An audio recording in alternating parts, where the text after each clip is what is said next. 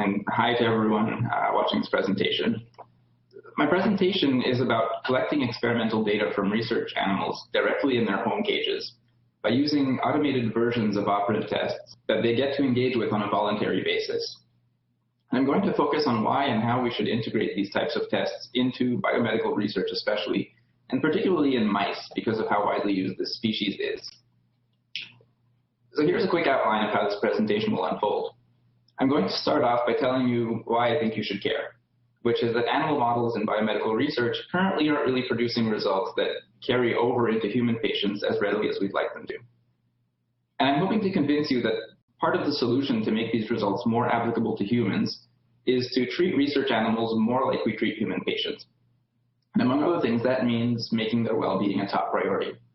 And I hope to show you that in general, this is beneficial not just for the animals, but for the quality of the science itself. I'll then go into detail on the role and the potential benefits of one very specific aspect of treating animals like humans, which is collecting data from them voluntarily in their home cages instead of forcing them to participate in standard hand-run tests that they might find aversive in various ways. So here's the big problem that we're trying to deal with. Out of all the experimental drugs that are tested in human clinical trials, only 11% of them succeed in making it to market. One reason for 89% of them failing is that sometimes there's unexpected side effects, but most of the time it's because they just don't work. And that's pretty mind-blowing because all of these drugs were first tested in animals, and they worked. That's why they ended up being tested in humans. And the ethical consequences of this are pretty horrifying because it means that too many animals are being used in experiments that usually induce some sort of suffering. And then there's not enough benefit coming back in the form of effective treatments being developed for human patients who are also, of course, suffering. So what's going on? Why don't these treatments work in the humans if they worked in the animals? I think a big part of that reason is that preclinical research on animals is often done very differently from clinical research on human patients. This includes how the experiments are analyzed and designed. And it includes how the human and animal patients are treated throughout the course of the experiment and how the outcomes of the experiment are measured. To put it more bluntly, I think it's often the case that the human and the animal researchers are using different goalposts or different ways of determining whether a drug works or not. And so it's then not surprising that they sometimes get different answers. And these are issues that we explored in a review paper that we published last year in the journal Lab Animal. And of course, we're not the only ones. There are many, many, many other authors who've discussed these issues along with some potential solutions. And I'm just showing you a very small selection of these papers here. Now, in this presentation, I'm going to focus primarily on the issue of trying to treat animals humanely in the same way that we treat human patients. And I'll focus on how this can affect the quality of the science. So let's start with a few examples. Here's some data from an experiment on self-administration of analgesic drugs, or painkillers, in mice. Female mice were subjected to an experimental surgery, and then they were allowed to self-medicate to relieve their own pain. They had 2 bottles in their home cage, one of them containing water, and the other one containing ibuprofen. And ibuprofen intake increased over the 2 weeks following surgery in the operated mice, which is exactly what you'd expect if they're in pain and if the ibuprofen is relieving that pain effectively. But here's the crucial twist. The mice were housed in one of 4 different conditions. They were either housed in groups of 3 or by themselves. And they were either housed in barren cages that contained only wood chip bedding on the bottom of the cage, or they were housed in environmentally enriched cages that also contained material to build a nest and some wooden chewing sticks. And it turned out that the mice consumed less of the analgesic if they were housed in groups and if they were housed in enriched cages. So what this shows is that the social and physical environment of these mice affected how severe their pain was and how much pain relief they felt that they needed. I'll show you another example to show that this isn't just something that's going on in their heads. Here's an example where the housing environment actually has very real, tangible physical consequences on health. Here, hamsters were housed either alone or with one of their siblings. And they were given a small wound on their backs using a punch biopsy. And starting on the day after the wound was inflicted, one half of the hamsters who were pair-housed and one half of the single-housed hamsters were restrained in a small tube, and they were held there for 2 hours every day. This is called the chronic restraint stress procedure. And all of the hamsters in all of the conditions, the wounds healed over time. But there was one group that healed more slowly than the others. And that's the hamsters who were subjected to the daily restraint stress and who were housed by themselves. And the authors actually did a separate experiment to work out the mechanisms behind this. They got another group of hamsters and they housed them either alone or in pairs, and they measured how much cortisol these animals produced when they were restrained in the tube. Cortisol is a hormone that's secreted in stressful situations. And so correspondingly, being restrained in the tube did cause temporary spikes in cortisol production. But these spikes only happened in the socially isolated animals. So being housed with a social partner actually seems to have been enough to buffer the animals against the physiological consequences of that restraint stress and against the negative impacts of it on wound healing. Here's one more example of how housing quality can have dramatic impacts on animal health. This research was done on Sprague dolly rats, who are an outbred genetic stock of rats that are often used in breast cancer research because they actually spontaneously develop mammary tumors. In this experiment, the rats were housed either in groups of 5 in a large cage or alone in small cages. And when they were 15 months of age, they were checked for tumors. And the rats who were housed in isolation had developed a larger total tumor burden, and they had more malignant tumors than group house rats. But 2 months before this tumor check, the researchers had actually assessed the physiological stress response of each rat by restraining them just like the hamsters, except they only tested it once. And just like in the hamsters, the isolated rats had more severe stress responses than the group housed rats. And the researchers were actually able to show that the magnitude of this stress response was what predicted development of tumors a few months after that test. So this shows, again, one more time, that social contact, which is good for welfare in a social species, also helps protect the animals from environmental stressors and from the effects that these stressors have on their health. Now, there's a direct parallel to this rat research in humans. This is data from a paper where researchers tracked almost 3,000 women who had breast cancer. And they asked these women about their social networks, their social connections. How many relatives do you have? How many friends? Do you participate in community or church groups? And based on all of these responses, they classified the women on a spectrum from being either socially integrated or being socially isolated, or somewhere in between. And the women who were rated as socially isolated actually died of their cancers at rates twice as high as the socially integrated women. Women who said they had no friends were 4 times as likely to die of their cancer. And it was similar effects for whether or not they had close relatives. So just as in the rodents, we see that there's tremendous importance of social support in determining health outcomes. There's another important thing to note about this study. If you look at the numbers below each column, N equals, that's the number of women in each of these categories. And you can see that there weren't that many women in the socially isolated, highest risk group. They were less than 10% of the entire sample, and far larger numbers of women were well socially integrated. And so that shows one way in which treating animals humanely isn't just about improving their welfare. And it's not even just about improving their health. It's really also about making them more like the humans that they're being used as models of. Because most human patients can count on some measure of support from their loved ones. And to model this as faithfully as possible in rodents, the right approach is probably also to usually allow them to have some sort of social contact and social support in experiments. And there's another way in which worrying about the welfare of research animals is also really about making sure that they're good models of human patients. So I just showed you several examples where environmental enrichment given to lab rodents improved their health outcomes. These were enrichments like social companionship or nesting material. But we can ask ourselves what it is exactly about these enrichments that does this, or what do these enrichments do for the animal's welfare? Well, a big part of what they do is that they let the animals control their environments in a way that protects them from stressors in the environment. Social companions, for example, provide support that buffers against stressors like the restraint stress procedure that was imposed by experimenters. And that's also, in a way, what nesting material does. If you think about how mice live in a lab, the ambient temperatures at which we house mice are actually several degrees below their thermoneutral zone. And what that means is that if they don't have nesting material, they're chronically cold stressed. in these environments. But with nesting material, they can use their behavior to create a little microenvironment around themselves, a nest, which retains their body heat and keeps them comfortable. And when you think about it, that's exactly what we do as humans too. So I'm sitting in this office right now, and the thermostat is set several degrees below my thermoneutral zone. And I'm fine because I put on clothing this morning. I used my behavior to create a nice little snug microenvironment that I carry around with me.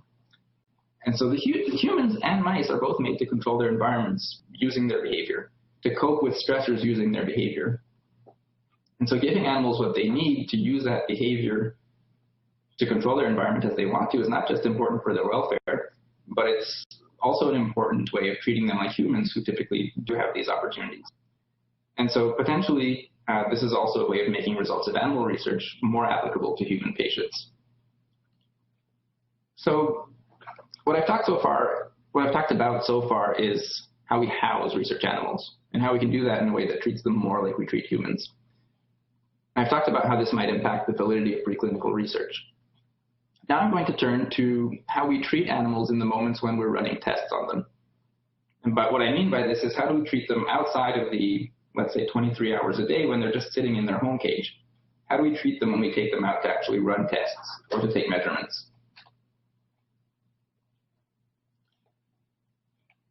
I think it turns out there's something fundamentally different about the context in which we usually test humans and the context in which we usually test animals.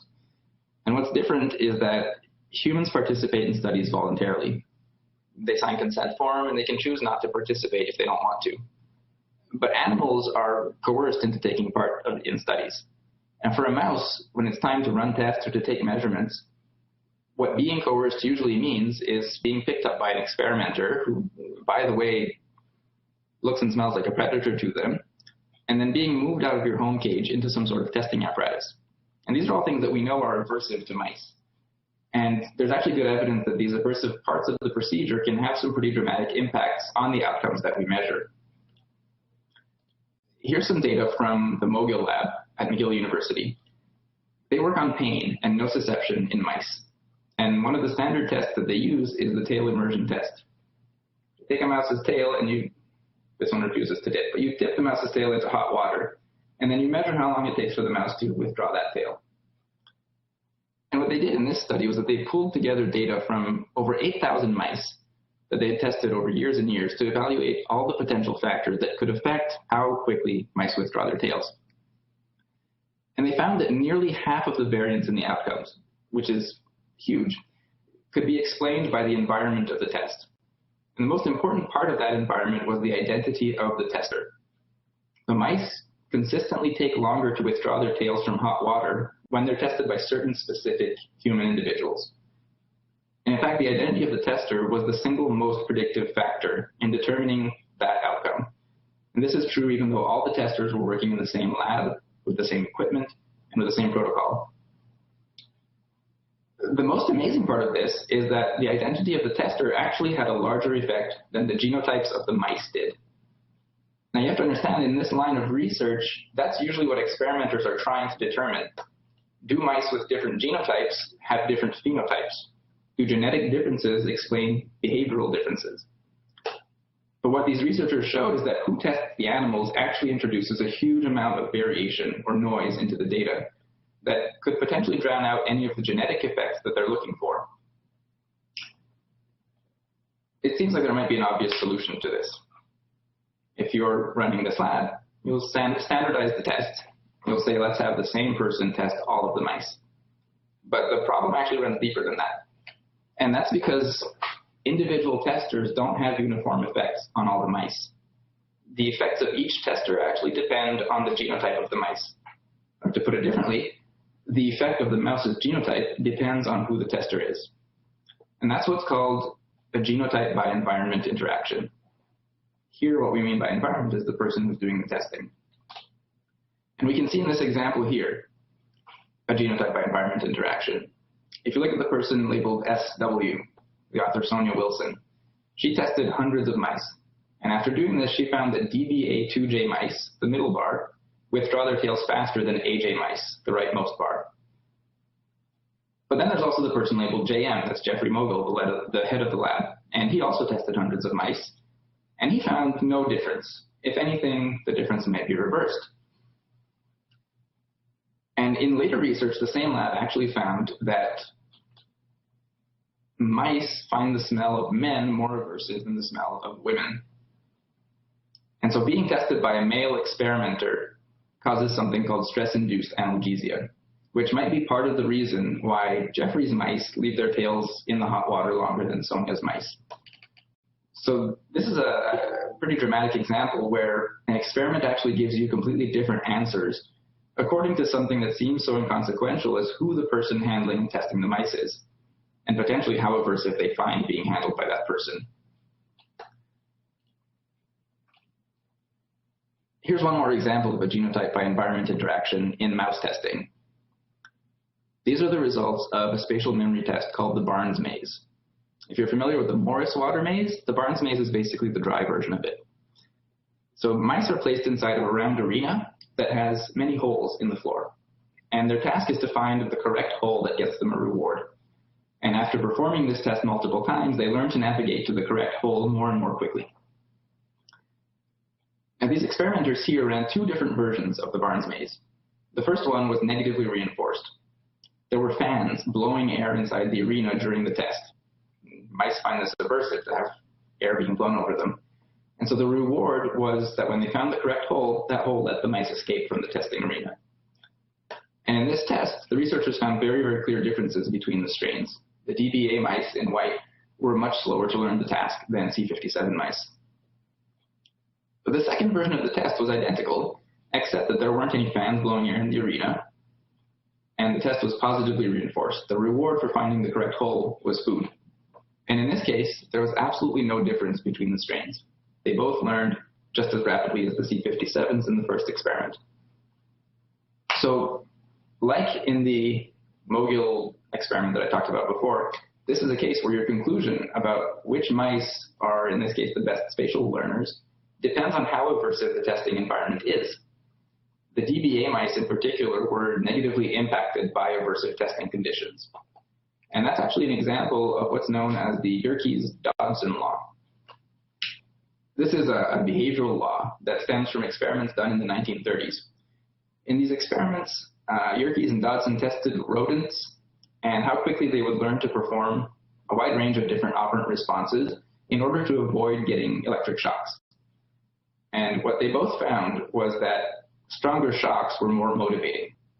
They made animals learn more quickly, which makes sense. But that was true only up to a certain point. In the case of cognitive tasks that were actually complex, that were difficult to learn, performance actually started degrading when the shocks became too severe. And so that's shown by that rising and then falling curve at the bottom of that graph. And the general law that came out of this work, and that's actually been observed on many occasions since then, is that for difficult cognitive tasks, performance is poor when arousal is very low, when motivation is low. But performance is also poor when arousal becomes too high, because the individual is then under some considerable stress. So we've seen in this section that the stress associated with testing can alter experimental results. It can affect something basic, like how quickly reflexes kick in to make a mouse pull their tails out of water. And it can affect more complex outcomes, like performance on a difficult cognitive task. Try to keep this in mind as I move through the rest of the talk, because I'm going to be focusing specifically now on tests of learning and memory, and because I'll be talking about using automated home cage versions of these tests. And one of the primary goals of this is to reduce or to eliminate the aversive context that's associated with the conventional hand-run test. In other words, the goal, or one of the goals of these approaches, is to give animals control over testing and measurement so that they engage with the apparatus voluntarily when they want to, just like human subjects. So, to start this section, what is it really about a standard hand-run operant test that's so aversive to a mouse? Well, first, there's being handled by a predator-like experimenter, which we talked about a little bit already. Second, there's the fact that the arena or the chamber in which the mouse is being tested can also be aversive on its own. And this can be true even if there's not a fan blowing air like in the Barnes maze experiment. Mice are neophobic by nature, which means that an environment can be aversive to them just because it's novel or unfamiliar. And getting over that can require some pretty considerable work in terms of habituating a mouse to a new environment. The third problem is that mice are often socially separated from their companions during a test. And we saw earlier that social support can be very important in helping animals cope with other types of stressors. Finally, mice are often food deprived before taking a test, and that's done to make sure that they're actually motivated to work for food during the test. So if we consider these different types of potential problems with hand-run tests, how do we go about alleviating them, making test environments less aversive? Let's start with handling. It's fair to ask whether it's even possible to handle mice in a way that they don't find aversive. They might just be intrinsically terrified of us. Well, I'll show you the typical way to handle a mouse. It's to pick the mouse up by the tail. I read a few papers where researchers tried habituating mice to this so that they'd find handling less aversive by the time they're tested. But these habituation procedures usually take a very long time, and they have mixed success. But Jane Hurst and her colleagues did something different. They exploited the fact that mice will instinctively run into a shelter in the presence of a perceived predator, like a human. So what they do is they put a tunnel into the mouse's home cage, like a plexiglass tunnel, not an actual cupped hand. And then the mouse will run straight into the tunnel to hide, and then the experimenter can pick up this tunnel. And after a relatively brief period of gradual training where the tunnel is brought further and further away from the home cage, mice will voluntarily run into the tunnel when a human comes in to handle them. And in preference tests, mice have actually shown that they prefer this. Mice who are used to being handled in a tunnel will voluntarily interact with the human's hand, and they'll interact with the tunnel. Mice who are used to being handled by the tail will avoid the hand. Now, tunnel-handled mice even allow humans to scruff them like this, and they continue to volunteer to be handled even after this happens. Mice can also be trained to jump or walk onto a cupped hand of the experimenter and then be carried while standing on the hand. And they'll also voluntarily interact with the experimenter's hand, while tail-handled mice will not. Notice again that this is an issue of whether or not the mice have control over stressors in their environment. Being grabbed by the tail is something that's outside of their control. But if the experimenter is instead asking them to walk into a tunnel or jump onto their hand when they're ready, that really does put them in control of what might otherwise be a much more aversive experience. And Hurst and company actually showed that these handling techniques can affect the quality of data. Here's an odor recognition test that they performed on mice handled in different ways. What happens in this test is that a mouse is put into a box that contains a cotton pad, which has urine from a male mouse on it. They then measure how long the female spends sniffing this urine. And when they repeat this test over 3 days with the same male's urine, what they expect to see is what you see in the habituation part of this graph, the light blue, that she recognizes and remembers this particular smell, and so she spends less and less time sniffing it from day to day. Then on the very last day, this cotton pad is replaced with one that contains urine from a different male. So what happens then, or what we expect to see, is that the female dishabituates, and she starts sniffing the cotton pad again.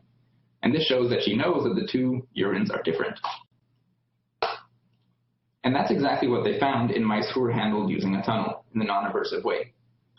But in mice who were handled by the tail, which remember is the standard method of doing this, we don't see habituation and we don't see dishabituation. And it looks like that graph is empty, but that's actually what it should look like. Because what the graph shows is the median response for each trial in the odor recognition test. And for every trial, that median response was 0 seconds spent sniffing the cotton pad, which means that tail handling had such a large inhibitory effect on exploration of that apparatus that most of the mice just never engaged with the test stimulus at all. And in case that's not obvious, that kind of ruins this test. So handling mice using a tunnel is one way that we can make measurements less aversive and potentially improve the quality of these measures. But if the animals are picked up using a tunnel just so that they can be transferred into an operant chamber, the other problems remain. They might still be socially isolated. They might be still tested in a strange environment. So the other solution, which also avoids aversive handling, is to test mice directly in their home cage, and that simultaneously tackles some of these other problems. And as it turns out, that also solves the food deprivation problem. Animals don't have to be food deprived to maintain motivation because they actually decide for themselves when they'll engage with the test in their home cage. Generally, they won't do it if they're not hungry and motivated for the reward. But let's quickly take a look at why motivation can be less than optimal in a standard hand-run test. First of all, mice have a nocturnal or a crepuscular feeding pattern. Most of their eating or food intake is done in the early part of the night. This can be a problem because the typical working pattern of a scientist is diurnal. Their work in the lab tends to be done during the day, when mice are usually sleepy and not so hungry. So if a scientist wants to be in the lab testing mice from 9 to 5, they've already got a potential motivation problem on their hands. Of course, it's a solvable problem, because maybe you have a scientist who's a night owl, or maybe you're keeping your mice on a reverse light cycle, which means that their day becomes our night. And in these cases, then the scientist's working hours and the mouse's working hours coincide. But even in this case, you can't get around the fact that mice have tiny little stomachs. They get satiated very quickly.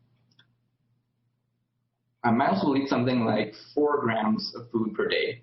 But if it's up to them, they'll spread that out over several hours, and they usually won't eat much more than about half a gram at any given time, or within any short period of time.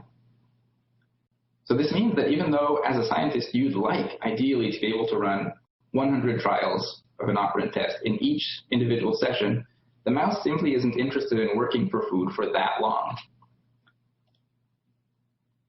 And here's what that can look like when an animal is not interested in working for food in your apparatus.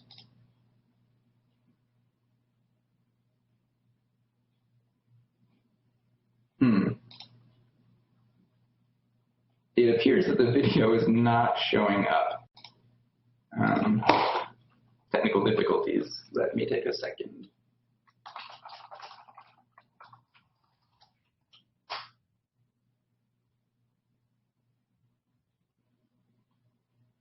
In case the video issue doesn't resolve, I will describe what we're seeing. We see a mouse. So the videos will not play. So we've got a mouse inside of a T-maze, a standard hand-run T-maze, one that a mouse will be carried into and then tested. And this T-maze has a left arm and a right arm that contain bowls of food. What we see at the beginning of the clip is the mouse on task, solving the problem. The mouse walks right to the back of the T-arm, into the right arm, and fetches food from one of the bowls. Correct answer, great. But in the second part of the clip, we see her now start wandering around the apparatus. She wanders over to the other bowl, puts her paws up on it, doesn't even look inside. She goes back to the start of the apparatus, then goes back into the right choice arm, and she's rearing up a lot on the sides of the apparatus. She's not even looking for food. So it seems that she's exploring the apparatus at this point for an entirely different purpose.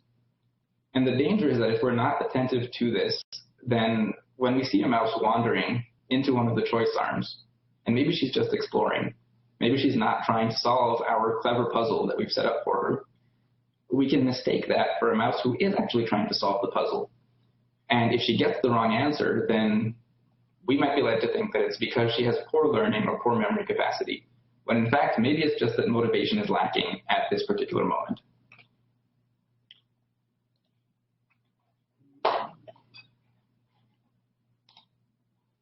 So, as I mentioned before, a potential solution to this is to let animals work only when they're motivated to work.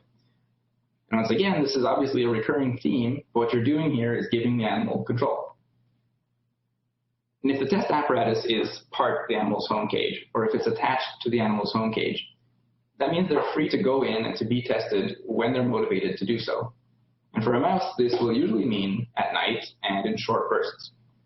I think back again to that Yerkes-Dodson law. We're avoiding the rightmost side of that solid line there, the side where the stress of handling and of aversive testing becomes too great and starts to degrade performance. But we're also avoiding the zone of low arousal on the left side, because that can also lead to low performance. And we're doing that by not testing animals when we've just woken them up in the middle of the day, or when they're otherwise in a period of low activity. We're letting them decide to take the test only when they're hungry and when they're ready to do so, when they're moderately aroused, somewhere near the center of that graph where they might be able to perform at a peak level. And I have a video that I would like to show you that shows what that looks like, what testing an animal in an automated T-maze, as you see pictured there, can look like. And what you see at first is the animal standing in the main chamber, what's labeled as test side here. And the animal's walking around doing basically the same thing that we saw in the first video, which is off-task behavior, walking around, smelling things, exploring. Then she goes into the start arm of the T-maze and actually gives a response. What's great about this is that in this context, it's entirely fine that she's performing off-task behavior, because that off-task behavior takes place in the home cage itself, and it doesn't take place in the maze that's attached to the home cage. So that means there's much less danger that we'll mistake off-task behavior for on-task behavior and end up with basically junk data. We won't mistake a mouse who's exploring the apparatus for one who's actually trying to solve the puzzle and get a reward. Now, there's some interesting results from a study that used an automated apparatus, the same one in that diagram there, the automated T-maze, to study the effects of motivation and satiation on performance in a spatial discrimination task. This was done by Brianna Gaskill, and she trained mice in this apparatus using 3 different reward sizes, either 1, 2, or 4 pellets. And what she found was that mice showed better overall performance in the long run if she trained them using small rather than large rewards. And that's exactly what she predicted, because mice become satiated very rapidly if they're given large pieces of food for each correct response. And then they lose motivation to answer correctly on the next trial. She also found that performance was much less variable with small rewards. The mice who were trained with small rewards got very good overall scores in every successive block of 10 trials that they performed. But for the mice trained with larger rewards, there were some blocks of 10 trials where they were really on task and they had excellent scores. And there were other blocks of 10 trials where they seemed to be totally off and the performance was terrible. And that's a symptom of that fluctuating motivation, of working really hard when you're hungry and then not working so hard when you're less hungry. I actually found something pretty similar in some of my own work. So over the past few years, I've been working on building an automated home cage apparatus to regulate and to monitor access to drinking water. We built these drinker units and installed them in the walls of mouse home cages. And the drinkers are equipped with RFID readers that detect and that identify individual mice when they stick their heads in to lick the spout. And that's monitored and it's logged by a computer program that then triggers a pump to push out some water to the mouse when the mouse comes to drink. The drinkers also have LEDs of different colors built into them. You can see a blue and a green one here. And we can use these for learning experiments. We can use the lights to cue the mice to tell them when water is available or where water is available and when it's not. So I did an experiment where I trained mice to perform a visual discrimination. They had 2 drinkers in their home cage, and there were 3 mice in the cage. And each mouse was assigned a different color of LED. Here, for example, one mouse is assigned to the green light that's at the top left of every drinker in the cage. And another is assigned to the blue light at the bottom left of every drinker in the cage, and so on. And at any given time, each mouse had a light on at one drinker, but not at the other drinker. And they needed to learn to go to the drinker with the light on to get water.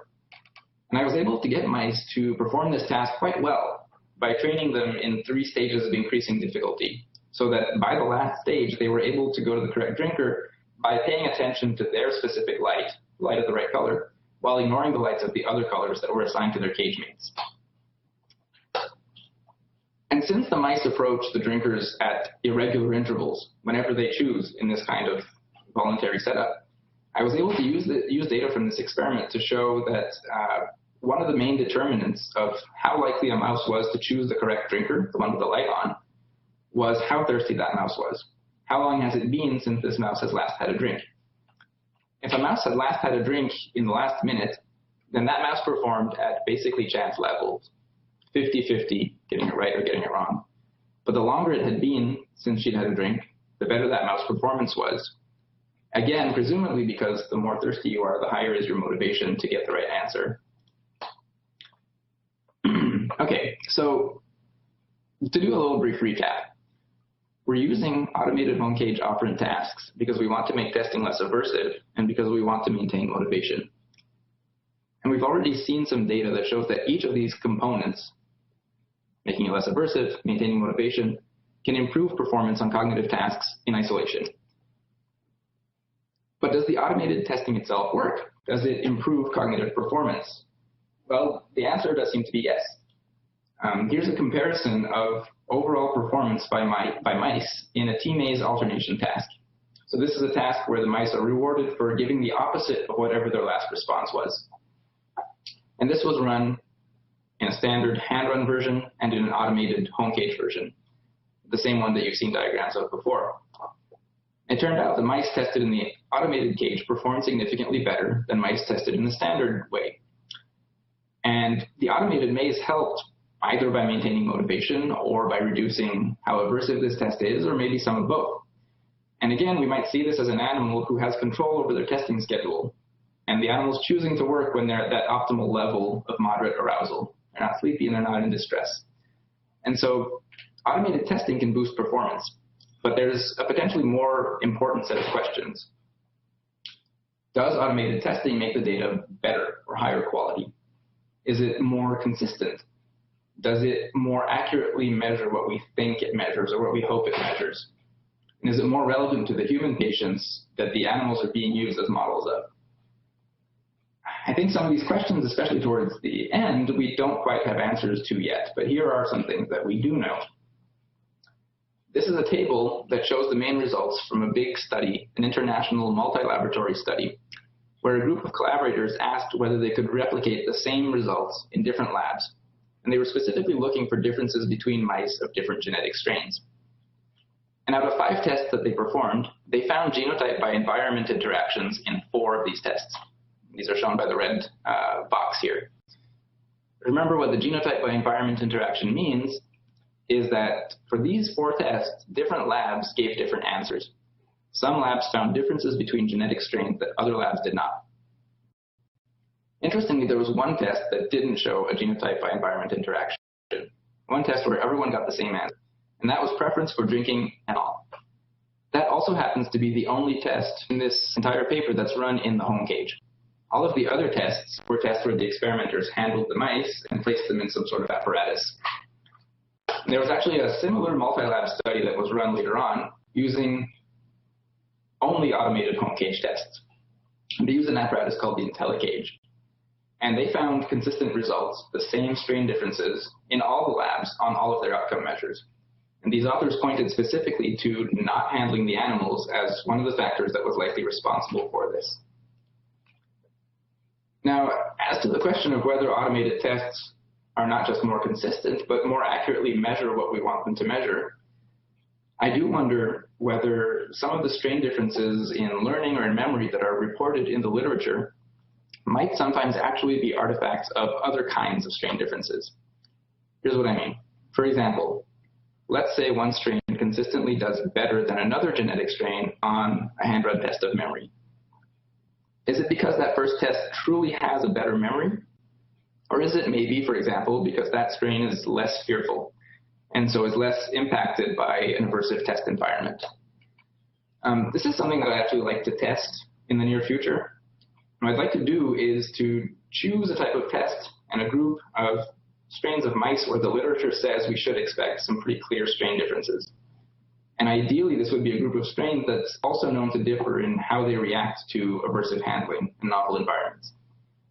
And then I'd like to run these animals through hand-run and automated versions of the exact same test, which I don't think anyone has done in a multi-strain study yet. And what I predict is that the hand-run test will reveal some strain differences. For example, in this mock-up graph, the difference that strain A outperforms strain B. But I also predict that these differences might not be present in the automated test. And that would actually provide some, I think, compelling and direct evidence that it's specifically the way that the test is run that is creating these strain differences. And in the longer term, I think a potential extension of this project would be to run it again as a multi-lab study and directly compare automated and hand-run versions of the exact same test to see whether the automated version is again more easily replicated. Now, with the brief time that I have left, I want to show you that using an operant apparatus inside of a mouse's home cage has other applications than just scientific data collection. You could also use it for some veterinary applications like routine health monitoring. So here's an example from our lab of an apparatus that we nicknamed Mouse Monitor. There's a plexiglass tube that's attached to a hole in the wall of this mouse cage. When mice enter the tube, they're detected and they're identified by an RFID reader that then triggers release of a food pellet. So going into the tube is how they forage. And the tube is mounted on a scale. So besides getting foraging data from the mice a couple hundred times a day whenever they go into the tube, we also get dozens and dozens of different body weight readings for each mouse on each day. And that lets us see some pretty subtle effects, like the fact that mice actually gradually change in body weight throughout the day. They lose up to about a gram during daylight hours when they're mostly sleeping.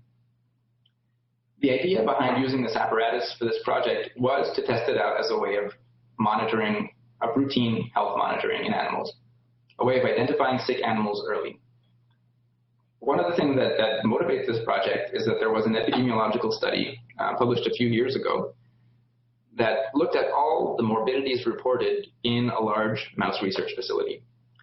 And out of all the morbidities that happened, the most common one was caretakers just finding a mouse dead before they ever knew that anything was wrong with the mouse. Finding mice dead was more common than finding the other most common problems like ulcerative dermatitis or fight wounds.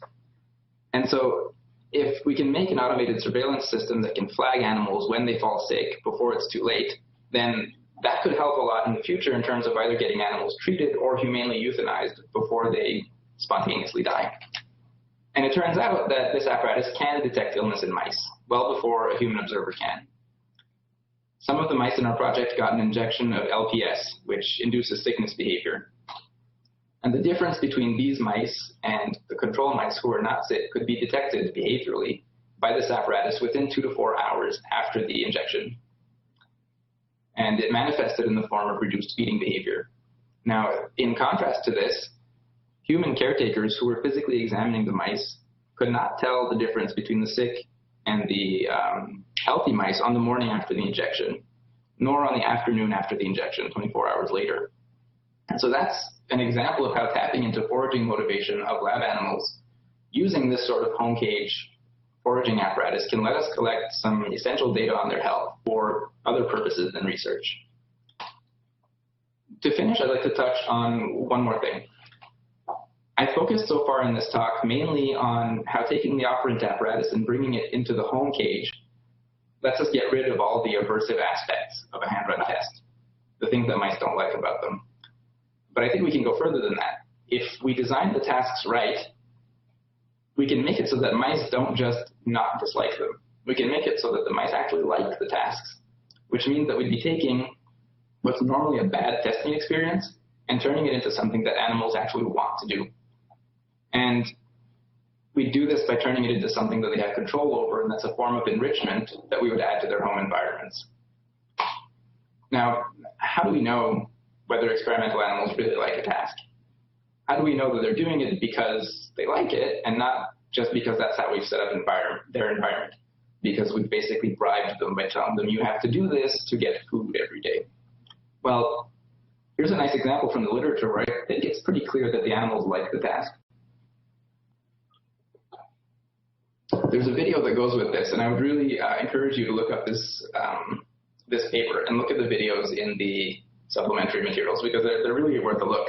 This is work by Julie Morin-Ferron, who trained dozens of individual wild birds on a visual discrimination task. Or rather, she put the apparatus in the forest and the birds just started coming to it. They volunteered to train themselves. And the video in question is one of a bird who's clearly mastered pecking on whichever key on this apparatus displays a red light in exchange for some mealworms. And since these are wild animals who are engaged with an operant apparatus in their native environment, I think it's definitely clear that it's not the case that they're somehow forced into performing this task, because there are other places they can get food, and they don't really even have to come near this box if they're not interested. And there's another phenomenon that suggests that captive animals also like to work. It's called Contra Freeloading, and it's been observed repeatedly in many different species. Contra Freeloading is when animals prefer to work to get food instead of getting that same food for free. For example, you might have a bowl of free food beside a lever, and if the animal pulls that lever, that dispenses the same food that is available in the bowl right beside it. And animals will pull that lever. An example of this that I really like is one that comes from pigs. So the pigs in this study were exposed to two types of pen, one where it was easy to get food and one where it was difficult to get food. The first pen had straw on the floor and food in a trough, very easy to get. The second one also had straw on the floor and had the same type of food, but it was scattered inside the straw, which meant the food was harder to get because the pigs had to root through the straw with their noses to find it. And when they were later tested as to which environment they preferred to spend time in, the pigs actually chose the environment where they had to work for food, to find that food in the straw. And the reason that I like this specific experiment is because it's one where the task that the pigs have to perform to get that food is a normal part of their repetitive behavior as pigs. Pigs are intrinsically motivated to root in the substrate for food when they're hungry. So it makes a lot of sense that a pig would like this type of work. And it illustrates how using what the animal is naturally designed to do is a huge part of making a successful enrichment and making a successful operant task. In addition to tapping into the animal's natural foraging repertoire, I think something else we should consider when designing operant cognitive tasks in the home cage is whether these tasks are cognitively stimulating to the animals, because that could make them extra enriching. There's an interesting review paper on this topic on how we can make cognitive tasks interesting to animals. And in this paper, the authors propose that a crucial dimension that determines how an animal feels about a task is how challenging that task is, and whether or not the degree of challenge is well matched to the animal's degree of skill. If a task is too easy, the animals may become bored with it. If it's too difficult, they may become frustrated. But if a task is well matched to the level of skill, then the authors suggest that if these animals are anything like humans, they might experience what in psychology is called a state of flow. Flow is this rewarding, highly engaged state of mind that I think colloquially we could call being in the zone. And I think I experience flow sometimes, as an example, when I'm writing computer code or when I'm climbing at the climbing wall. And in both cases, it happens when that level of challenge is just right, when I've just about got it and I really need to just give the task my full attention and effort to succeed. And the outside world kind of loses focus and fades away because I'm fully concentrated. And that's a really rewarding, pleasurable state. And I think if it's something that we can possibly let animals experience when they're in our care, then that would be a great target to strive for. And that might mean making operant tasks in the home cage progressively more difficult as the animals gain in competence to keep that match between competence and skill. And that is a good fit with how some complex tasks have to be taught anyway. They have to be taught in stages. And so I think that by keeping these design principles in mind, we can come up with the right tasks that animals will end up enjoying and that they'll want to engage with. So to summarize, I hope I've shown you that there's potential in designing automated versions of tests for laboratory animals and integrating these tests into their home environments. That there's potential to make the lives of the animals better by giving them back some measure of control, giving them the option to avoid aversive situations, the option to participate in our experiments only when they want to, and even the options to seek out intense positive experiences potentially. That's what true environmental enrichment is.